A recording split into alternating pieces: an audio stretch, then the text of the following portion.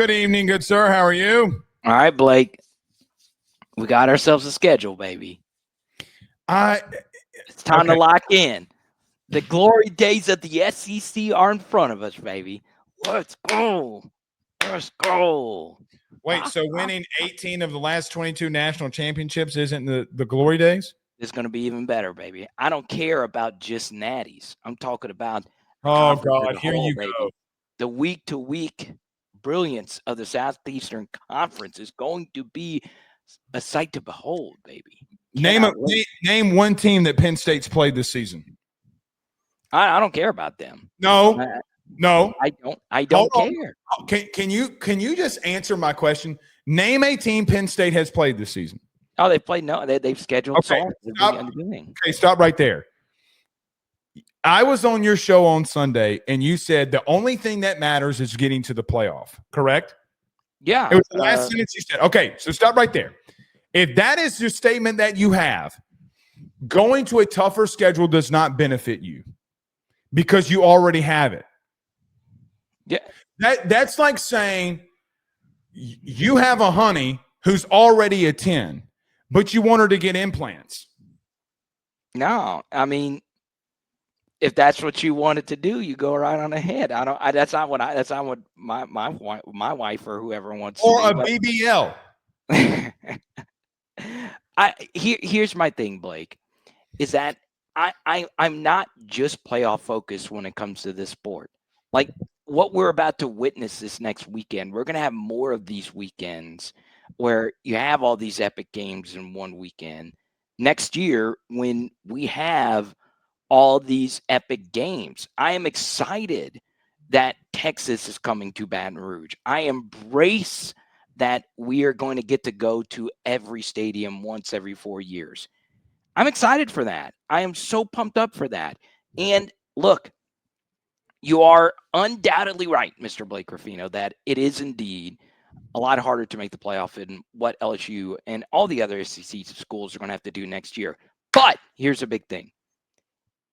Everyone's going to get better content. We're going to get better games. I can live without playing Southeastern. Oh, it's going to fill our pockets.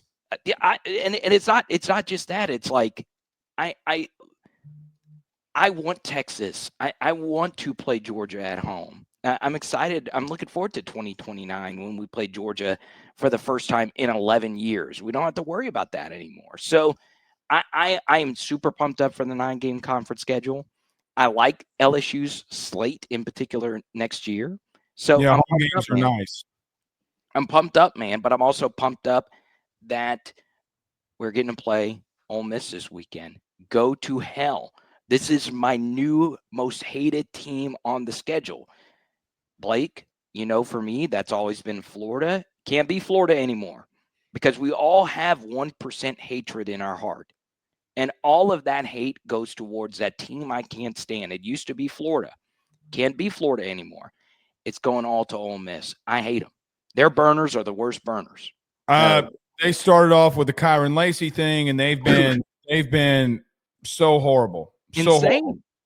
I've been called 2 different racial epithets, which is crazy. They're going deep in their pockets, man.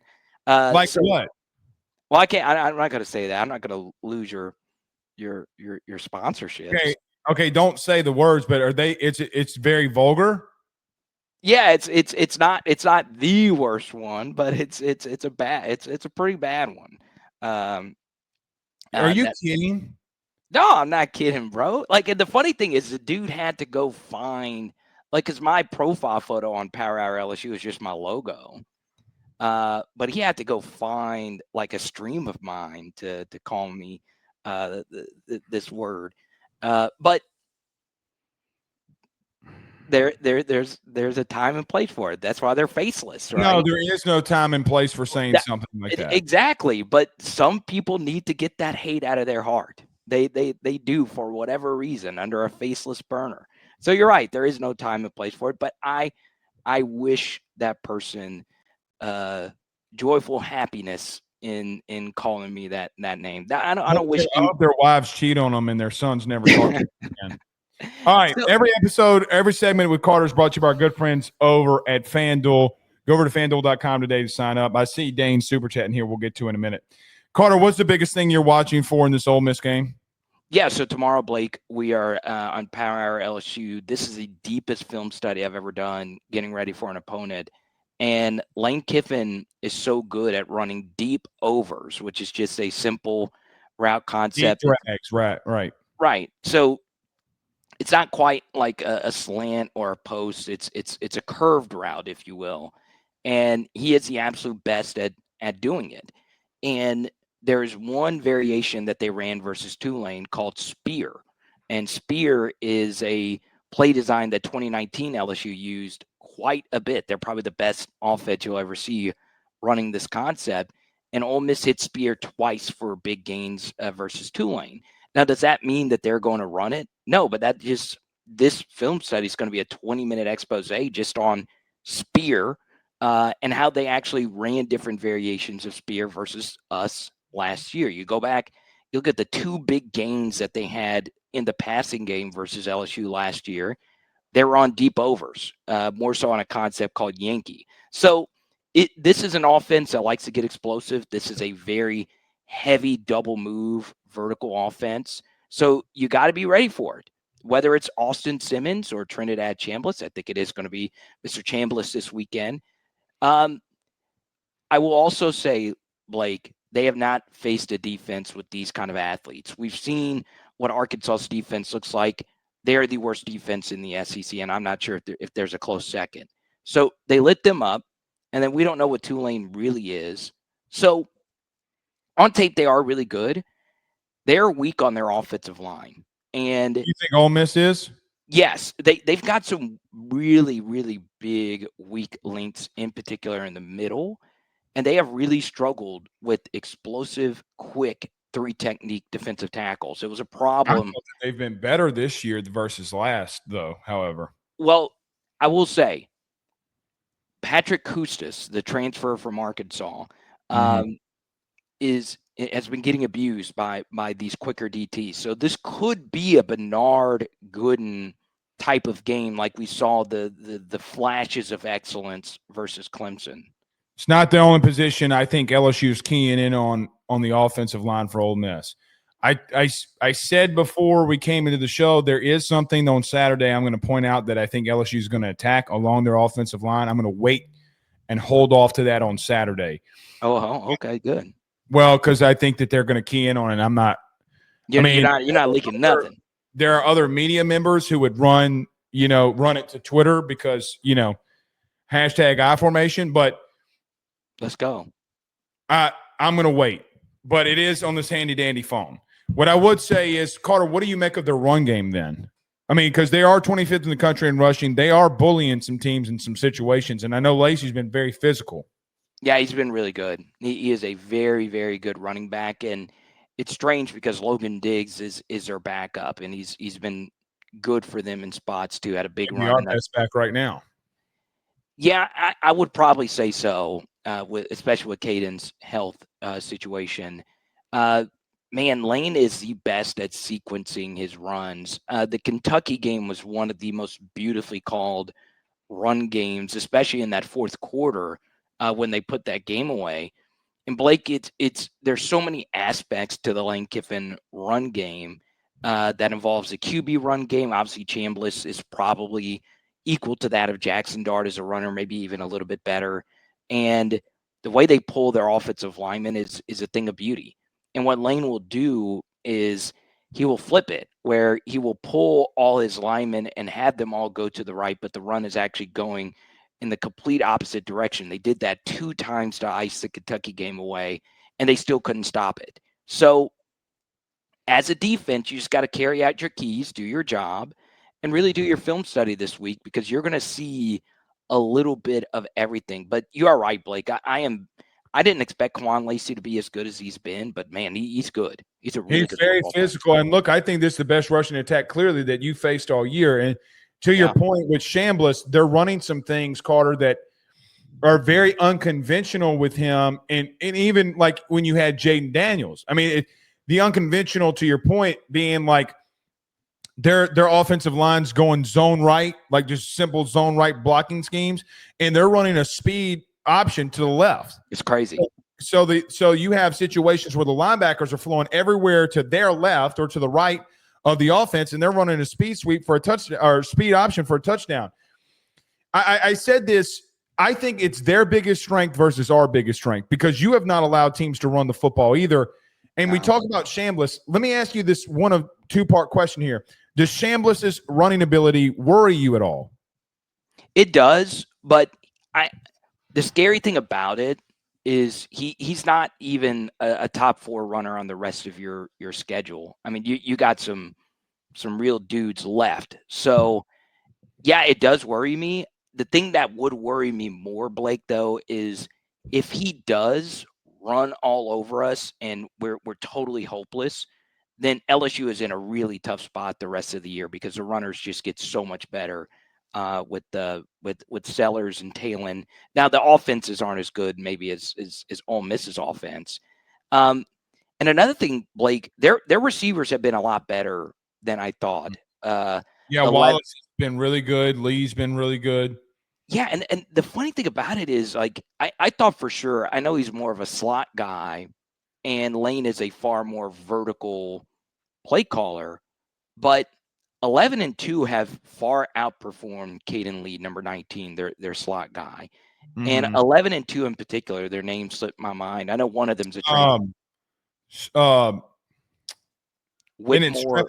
Stripling and so that's a scary thing. Stribling is the Oklahoma State transfer. He's number 1. That's a deeper cut. Mm-hmm. So they went into the portal and got a lot of these wide receivers, and they all look really good. But 11 and 2 have been amazing for them. Wallace has been insane. Yes. He's been insanely good. Yeah. And then their tight end's good. He's thick. Blake, they don't have Arkansas's Luke Haas. Yeah. And number 8, yeah. I'm not sure. I'm not sure if he would play with the way 8 has been playing. He is a monster, and the scary thing about it is he's got real yak ability.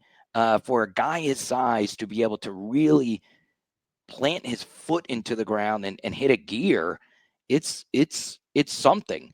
But and he's not running fast. It's just teams can't bring him down, man. Yeah, he's a load, man. He kind of it's like a faster J.C. Copeland, if you will. But if I were LSU fans, I understand we're really high on their offense. They just have not faced the athletes that they will face on defense. Mm-hmm. And the thing is, you can out-athlete Kiffin's genius, right? Like, you'll see tomorrow. Saban did. Yeah, I mean, LSU's got real dudes, man. They've got guys that can cover. They've got guys that can actually run with these guys. I cannot stress enough how bad Arkansas's defense is. It is one of the worst defenses I've ever seen. Yeah, it's really bad. In the SEC, and obviously that's a team that I cover relatively closely. There's some cultural issues going on behind the scenes as well with that. This is the exact opposite, Blake. You're super plugged in with LSU. This unit is together. This unit is willing to sacrifice their glory for someone else to go make a play. Yeah, and Jack Coburn's done it all season. Yeah, and you go back and you look at the reason why that 2023 all-time great Jaden Daniels performance was thrown away is that you had a bunch of selfish players going for the big hit on defense and not just bringing guys down, doing their own thing, getting torched. You've got actual dudes now that could go out there and get the damn job done. And that's what has me really excited about LSU going into this game versus a really high quarterback in Chambliss. Now, I talked about earlier, weakness versus weakness. Yeah. Carter, you just can't run the football right now. And the thing is, they can't stop it. I mean, look, they're dead last in the SEC in defending the run. Dead last. 3-4 weeks. I know Taylor Green had a massive game on them, and I know Georgia State didn't really score on them a lot. They are getting torched in the run game. And I got to be real with you. I know you're going to push back on this, and I understand it. I am giving Jawan Johnson and Xavion Thomas. If it were me, I'm giving them at least 8 carries in this game. And I mean Xavion Thomas, because here's what I think LSU could exploit. You can let Xavion line up in the backfield because I don't think either one of them, the corners, the boundary guys, can cover Chris or Barryon. I don't. And I think they're going to be terrified and back out. I really do. They don't get – Carter, they can't get lined up in man-to-man coverage, hashtag Sage Ryan. But I also sit here in a situation and listen, in this game in particular, I won't talk about it again this season. Carter, they are getting their asses whooped up front. You gotta find a run game. You got to. And I don't like Caden Durham's injury, whatever. You gotta get positive yards. And if 8 and 0 are giving you positive yards, you gotta go and hit it. And they've had issues just lining up. You know, they've been disorganized. I mean, you mentioned, you brought up Omega Blake's name. He's very underrated, by the way. No doubt. Just destroyed them on horizontally breaking routes. So where you could beat them, obviously Garrett is one of the best intermediate throwers. We know Aaron is going to be in for a big game, but they have been so bad defensively. You want to be able to run the ball some, right? If you can't run the ball on them on this defensive line, then which SEC defensive line are you going to be able to run on? None. That's how bad they're. The only defense in the SEC that I've seen worse is Arkansas, and you don't play them until way later in the season. Mm-hmm. So even if you might be the lowest Weston Davis person out there, which a lot of people are, this matchup is good for him, right? This should be the one where 5 games into it, there's people like me and you saying, hey, we have no run game. I hope the offensive line's watching me right now, doubting them. Let me be the doubter. Make me be your bulletin board material. That's how badly I want you to do it. But even versus his front, Blake, I don't think they're going to be able to do it. I don't. I hope they will. Use me as bulletin board material, please. But you should be able to. And there's a piece of me that thinks Jawan or someone, Xavion's going to break one. Boy, I hope so. Does Sertain Perkins, their Perkins, scare you versus our tackles? Because I do think they're going to put him on Weston Davis and see what happens. Yeah, I mean, he'll be able to turn the edge, as many have been able to. But you can work around it, right? You can give him help, and if that's the case, then everyone else on your front's got to step up. Tyrese put together some good performances here, and if he continues to play, can he survive on an island versus Ole Miss? Let's hope so.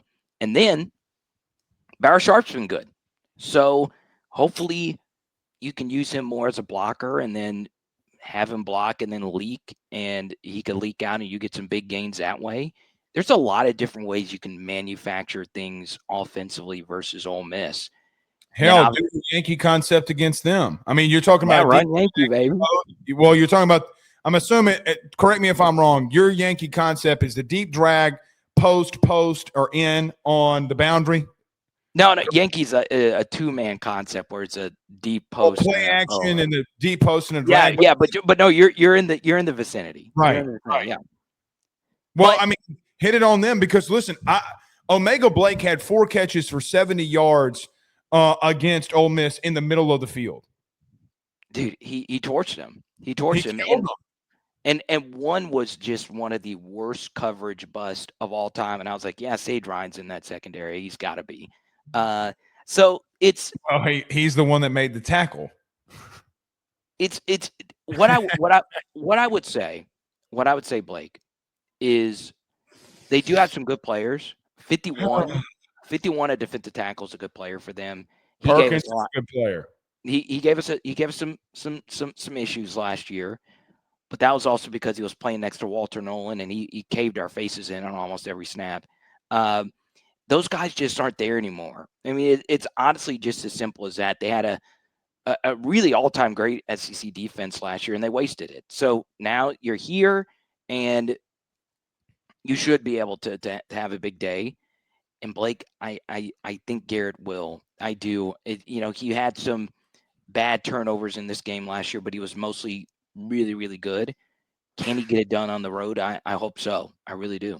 Would you implement any run game stuff with him? Let me explain. He's not a great runner. We all get it. Yeah. Taylon Green, I mean, it was so bad. It was so bad. And I know Taylon Green's a special athlete. I got to be real with you. I don't know if you don't give Garrett 4 or 5 carries and just like zone read it early to see what happens, because Carter, that's how bad they were. Taylon Green had 3 runs of 45 yards per PFF on simple zone read of the 150 he gained. 15 yards per carry. Oh, and he wasn't getting touched. Now we'll say he is so elite at the mesh point pull stuff, but it still would have gone. It could have been John Elway. For us, I don't care if it just go 5 yards. But to the point of it, do you give Garrett any looks in the run game at all after how bad that was? Or here's an interesting concept. Do you do it with Jawan Johnson? I mean, do you trust a Wildcat snap?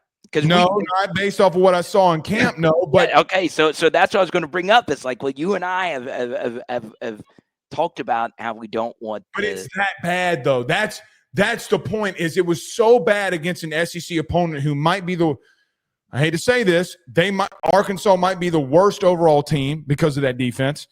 Carter, it's that bad though. Yeah, no, you got to be able to. You've got to be able to run on these guys. I mean, if there is one team you can run on, it is indeed them. And then, of course, Blake, we get to special teams. It's going to be big. They've got a good field goal kicker. Mm-hmm. So, it's something. Now, let's just say the offensive. Do you get Nuss involved though? To that question, do you get him involved at all?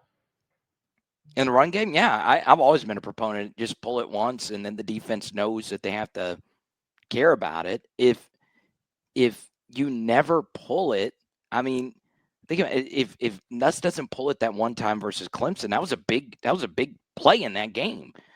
Just that one run. So you don't know how much that could have affected everything else for the rest of the game. So.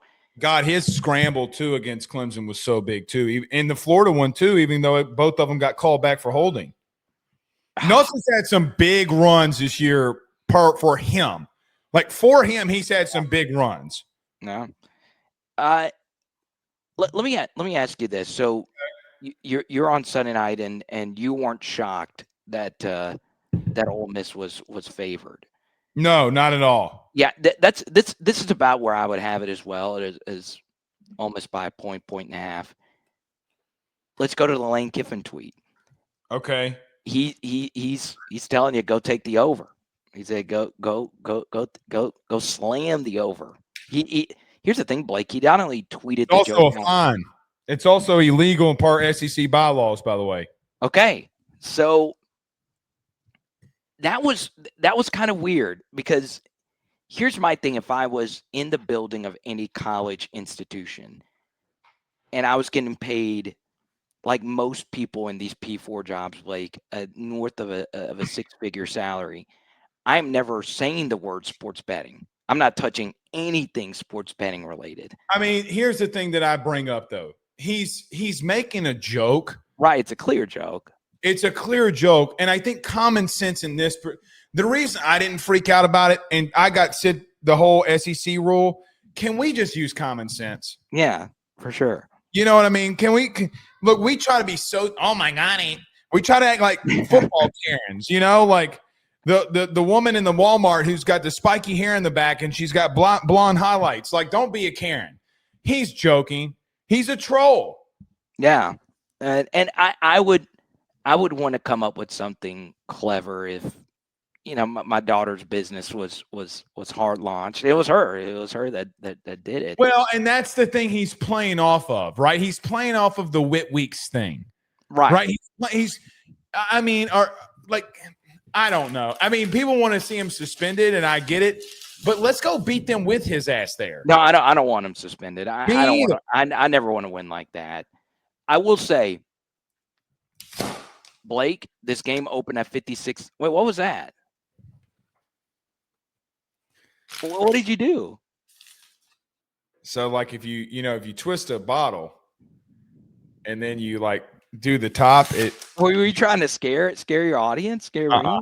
I don't know why I'm doing that. I don't know why I'm doing that. But it opened at 56.5. It's down to 54.5. I mean, would you still lean the under, or do you think? I know somebody at FanDuel who would take the under. Their lowest point would be under 51.5. Isn't that a key number, 51 in over-unders? I think it's like 51 and 62. I'm not smart enough to know. But there was some non-bias from some betting guys I know. They were highly impressed, even though it was Southeastern, with what Nuss did. About being basically in their statistical analysis with the drops, they considered it a perfect game from him. Even with the sacks included. Like a perfect game. So I do have hope about this passing attack, but Carter, it also just gets to a point where, like, I think he's gonna play better. I like Southeastern, but look, I've seen quarterbacks around the country not do better. Like, let me give an example. Okay, just as a prime example here, I literally saw John Mateer struggle against Temple in the first half. Struggle, like they couldn't do anything. No, I thought the first drive of that game was really, really good. I thought the first half was good. They literally had 21 yards after that in the first half. They had to get short fields. Oh, yeah, it was turnovers. Okay, I get what you're saying, yeah. The first drive was really good. Well, they can't run the ball either.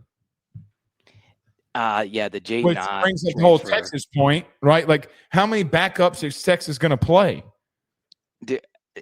That was crazy. I saw you tweet that out. I don't know. I don't know how I feel about that, because I have Oklahoma power rated number 3 in the SEC, and even though they can't run the ball, they cannot run the ball. They're worse than you running the football. Yeah, but with John Mateer, but they have a pulse offensively, though. Do they? Yeah, I mean, I don't think they do without John Mateer. Yeah, that's what I'm saying. I knocked him down. I'm down at 8 now without Mateer, because he was their offense. So he was their. I mean, he's the Coca-Cola Manziel version of Jaden Daniels. Coca-Cola Manziel version of Jaden Daniels. Yeah, and I didn't want to say the Coke version of Johnny Manziel, but it's the truth. Let me ask you something again. What do you think's the deal with the Lagway? Oh, I don't know. I mean, I know you brought this up on Sunday in reference to should he redshirt. I think you need the reps, but I mean, you're with a lame duck coach. Yeah, I think he's done, dude. I think he's done. Would you take him? I would need to know, like, price and all those different things. Yeah, because you have 2 years of 2 injuries. He literally just came in your building and threw 5 picks. And then, quite frankly, I think you need to have the discussion about Michael Van Buren. Yeah, it's a hard sell. That's a hard sell for not only me. Like, I would be a little bit more excited about it if I was a team that didn't have the 5 interception game. But yeah, I'm out. I'm out. Mm-hmm. I was low on him going into the season. Like, going into the season, he had the worst QBR of any starter LSU was going to play this year. So I'm not, like, totally shocked he's done this. I was kind of shocked, like, how many national guys had him as the best quarterback in college football going into this year. And I was like, man, I don't know. I could understand getting caught up in Arch hype, but not Lagway hype. It was. No, I still think it's Sellers. Sellers literally didn't have a rush until the 3rd quarter last week versus Missouri and torched a team through the pocket. I had a front office GM in the South in the NFL text me Sunday morning at 5:30 in the morning and said, if we needed a quarterback, we take Lenore Sellers tomorrow. And might need one.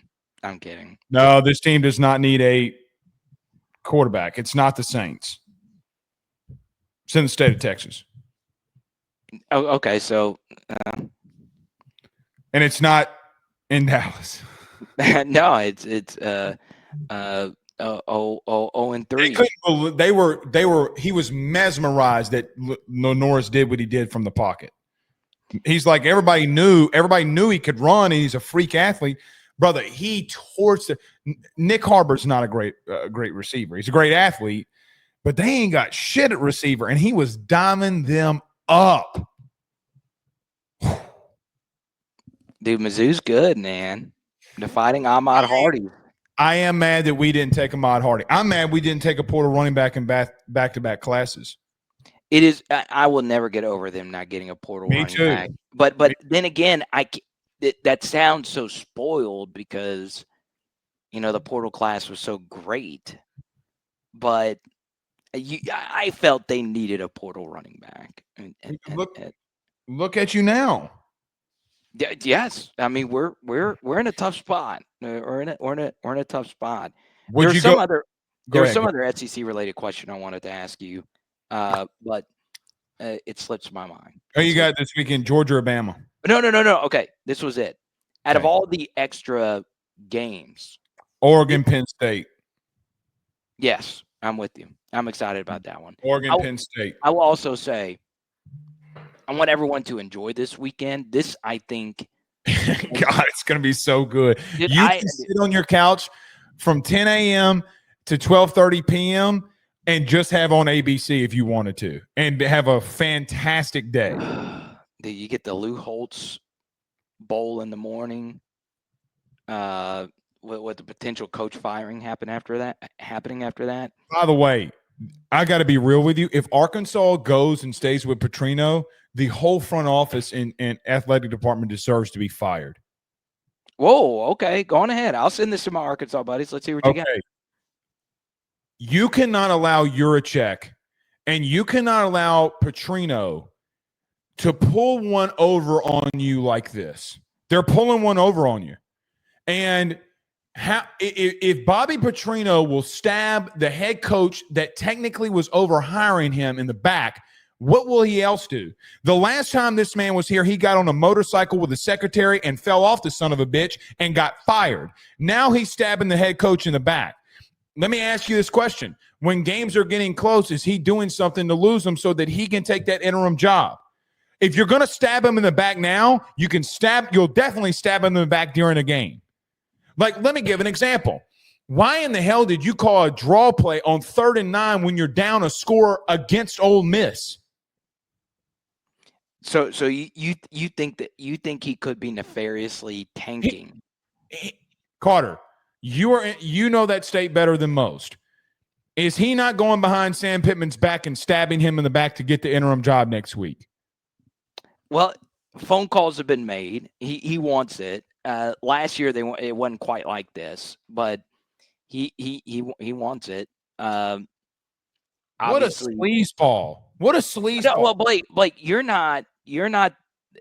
Arkansas fans have embraced the sleaziness. If you have been through pain that that's why you get beaten Omaha the way that you did, because you allow that shit, and that's why curses happen. No, dude, that is okay. No, this fan base, Blake, you cannot. They don't deserve shit.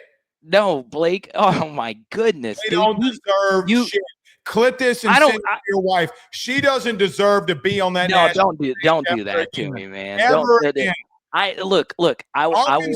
There's no fan base that deserves what that fan base. Arkansas. There's no curse bigger than the Arkansas Razorback curse. When Arkansas fans go to Chicago Cubs, wish the Chicago Cubs had it easy compared to what Arkansas fans have. No, they don't. They win 100+ years, and Moses Alou. Dude, no, it's not close. It's not close. They got an out away from the World Series, and a fan hit a foul ball off of Moises Alou's and Arkansas was an out away from a World Series, and they dropped a point. They got to beat LSU ball. They're not. They got to play Arkansas. They got to play LSU. No, I'm not even talking. I'm talking about 2018 when they dropped a foul. They choked because Dave Van Horn's a choke job. Okay, Arkansas. That's the thing. Arkansas fans do not disagree with you on that. Okay, hold on. When Arkansas fans go to sleep at night, they secretly wish and daydream that they're LSU. Oh, they do. I tell them all the time. That's why the Golden Boot is everything to them. It's their Super Bowl. By the I way, would not disagree with you. I'm just telling you, there is no fan base that has been through more than that fan base. None. It does not exist. Speaking of that, are you cool with the permanent opponents you got before I get you out of here? Yeah, absolutely. Yeah, I think they were never giving us Bama, and that's why I tweeted that in August. I'm like, look, bro.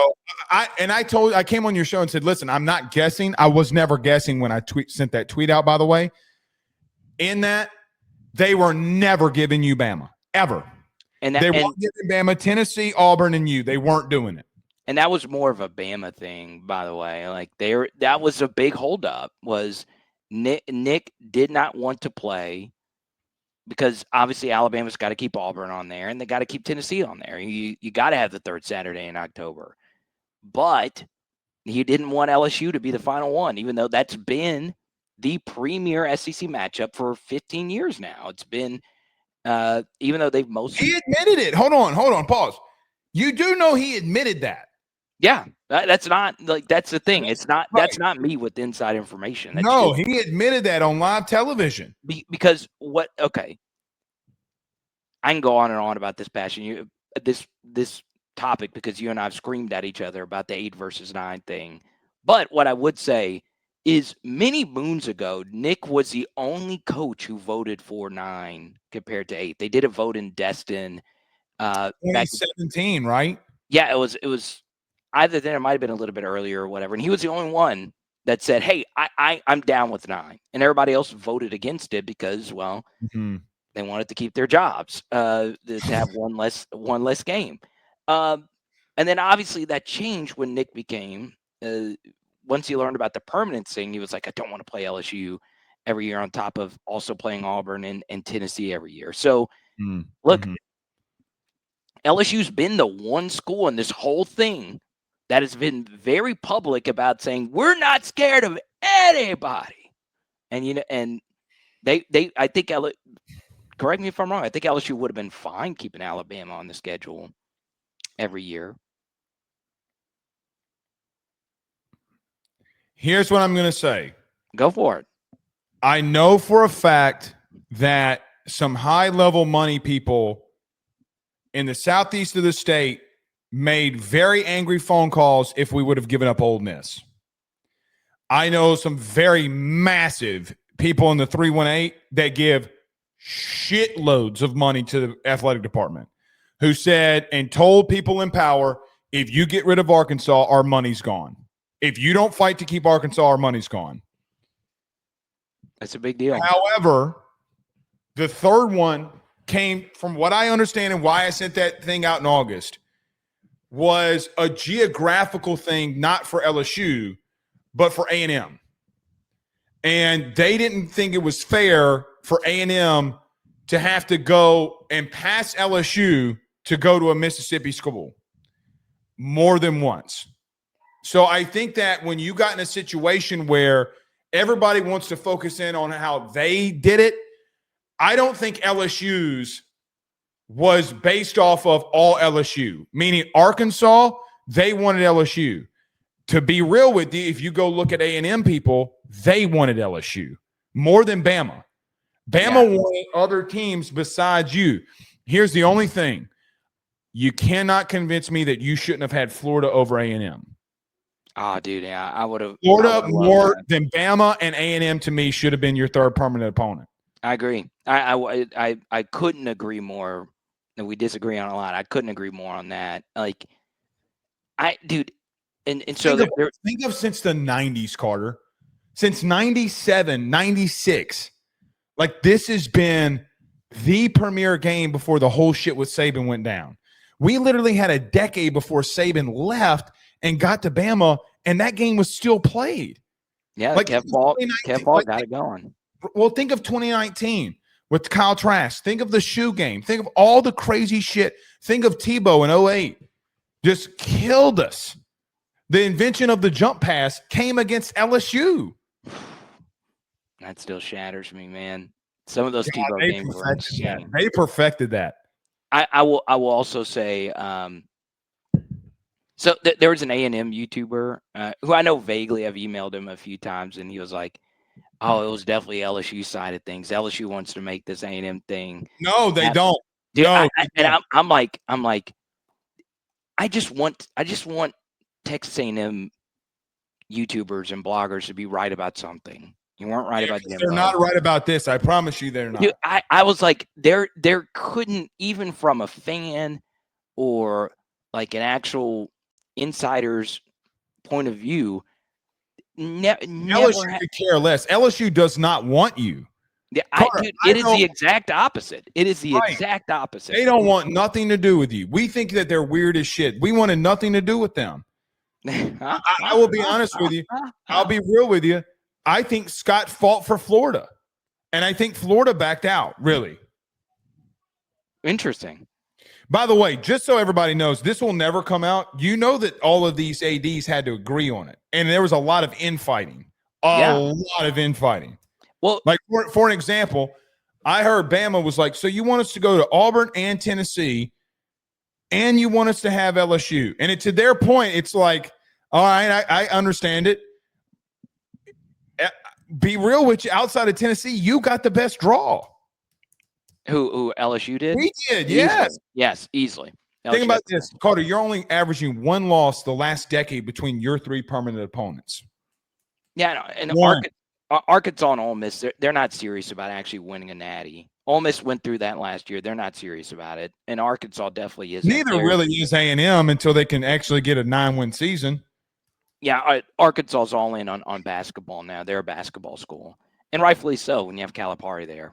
Now Pearl's gone. Well, you better figure it out now because you're firing Sam Pittman, and no one's going to take that job of seriousness until you give a shitload of money. And I got to be real with you. I think Van Horn's going to get a percentage or two cut from him. Oh, from his yeah, it's going to kill Arkansas baseball, but they made a decision. You watch what I'm telling you. They're never going to win the whole thing in baseball, though. They're so cursed. It's not even. Well, Lloyd, just a 6-4-3 double play. You're the best. You were the Golden Spikes winner. Turn that bitch. Turn it. And here's 6-4-3. That's all you got to do. And here's the thing: when it got crunch time, he was worse than Stephen Milam. Zach Cowan struck him out 4 times in 6 plate appearances. When the lights are brightest, you can always count that Arkansas is going to piss down their leg. And you can always count on Monster Milam to come through, baby. Every time, baby. Every time. You can't. Jay Johnson. By the way, if baseball recruiting were the equivalent of football recruiting, people would be calling Jay Johnson Nick Saban. After what Jay just pulled inside the state and what he just did for the 2027 class. Carter, they are going to shatter records in that recruiting class. Shatter. Oh, we're cooking that much right now? Yes. Oh, we're cooking, Jay? I'm sleeping on you, bro. Bro, I don't think people understand. It's not that they got the guys that they know that they're going to the draft. They have got guys that have already said that they're probably going to college, and people would take them in the top 15 picks. Well, by the way, I'm not sleeping on Jay as a coach. I love him, obviously. I'm just saying I didn't know he was – I don't follow baseball recruiting. I'm just like we would be calling him the baseball Nick Saban. Let's go, That's Jay. exactly what we'd be calling bro. He's cooking. Talk about border and putting borders around the state. Let's go, Jay. He basically took a dump on every SEC coach in the country. These last 2 weeks on both of these home games, literally Jay Johnson has taken a dump on the entire SEC. Well, you're telling me Tennessee's not the number one program of all time? You're not telling me that? Actually, the truth of the matter is there were 3 commits that Jay Johnson got that the school that was second was Tennessee, and we shoved them in a locker. Tony V, bro. Tony. In a locker. Tony. God, dog. And whipping that ass. And dude, the Tennessee fan base, I freaking love them. But y'all got to stop with these baseball tweets, bro. Tennessee fans, dude, their baseball stuff is just getting out of control. All right, let's get to these super chats really quick. I'll get you out of here. Dane said he joined FanDuel. Oh, righty, Dane. Thank you so much. He says, I bet big so that I can take you on a nice hunting trip. I hope he wins. Yeah, but FanDuel.com. That's where they need to go. Thank you, Dane, for the $5 super chat. And I hope you hit massive this week. Frank Castle sends a $5 super chat. He says, question for the both of you. At what point is Frank Wilson to blame for his room making mistakes and slightly regressing, as much as I love Frank? Yeah, I mean, you would like this room to be better. I mean, everyone's got a gazillion questions about Caleb Jackson.